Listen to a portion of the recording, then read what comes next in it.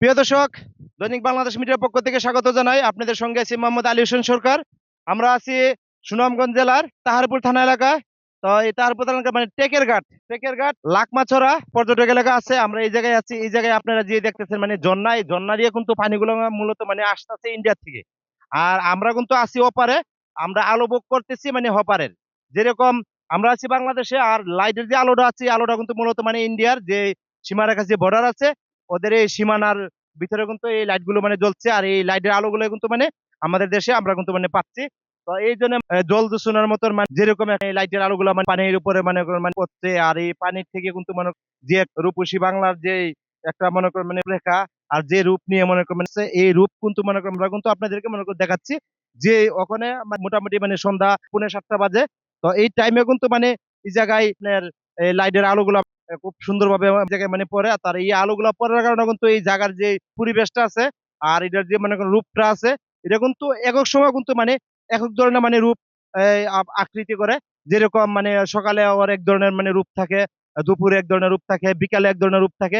এরকম যে ওর যে রূপের বিষয়টা দিনের, সকালের, বিকালের এই কিন্তু টাইমলি ও কিন্তু মনে করেন মানে রূপে কিন্তু মানে রূপান্তরিত হয়। ও কিন্তু মনে করেন মানে ওইটা কিন্তু মনে করেন যারা মানে ভ্রমণ করতে আসে এই ভ্রমণ স্পট গুলা কিন্তু মনে করো মানে খুবই খুবই সৌন্দর্য এবং দেখার মতন।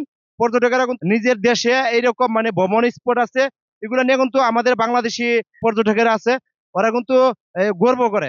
কিন্তু কথা সবচেয়ে থেকে দুঃখের বিষয় হলো গিয়া আমরা কিন্তু এলাকা অনেকগুলো পরে আমরা পরিদর্শন করেছি এবং কোন জায়গায় জনগণের কি কি মানে ভোগান্তি আছে এই ভোগান্তি গুলো কিন্তু আমরা কিন্তু দেখেছি। কিন্তু কথা এই ভোগান্তির মাঝে মানে এই এলাকার যে রাস্তাঘাটের যে অবস্থাটা এই অবস্থা নিয়ে কিন্তু অনেক পর্যটকের বিভিন্ন ধরনের মানে দুঃখ প্রকাশ করেছে। কারণ রাস্তাঘাটের অবস্থা মানে খুবই খুবই বেহাল। তো পর্যটকেরা আসলে মনে করে মানে আসে আবার মনে করে চলে যায়, কিন্তু কথা সবাই মনে করে একটা না একটা মনে করে দুঃখের চিঠির মতন মনে করে মানে এই জায়গায় স্মৃতি হিসাবে রেখে যায়।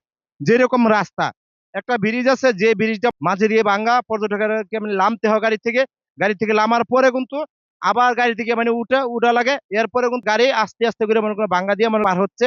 এছাড়াও মনে করো যেসব রাস্তাগুলো পাক্কা করার কথা এইসব রাস্তাগুলো মোটো মানে পাক্কা নেই, এই কাঁচা রাস্তা। এরপরে আপনার এইসব রাস্তাগুলো অনেক ভাঙ্গা।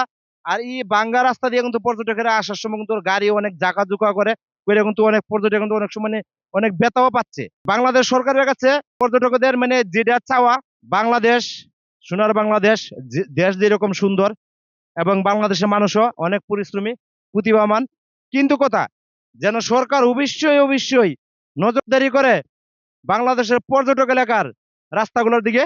আমরা যত মানুষের লগে কথা বলেছি, মানুষের সরকারের কাছে এমন বেশি কিছু চাওয়া নাই। মানুষের চাওয়া হইলে গিয়া দেশের আইন শৃঙ্খলা বাহিনী যেন সুন্দরভাবে দেশের মানে জনগণের নিরাপত্তা নিশ্চিত করে। হ্যাঁ, এবং রাষ্ট্র সুন্দর লাগতে গিয়া যেসব মানে রাস্তাগুলো আছে রাস্তাগুলা যেন বিশেষ করে পর্যটক এলাকার রাস্তাগুলো যেন মনে করার জন্য আগে নজরদারি করে।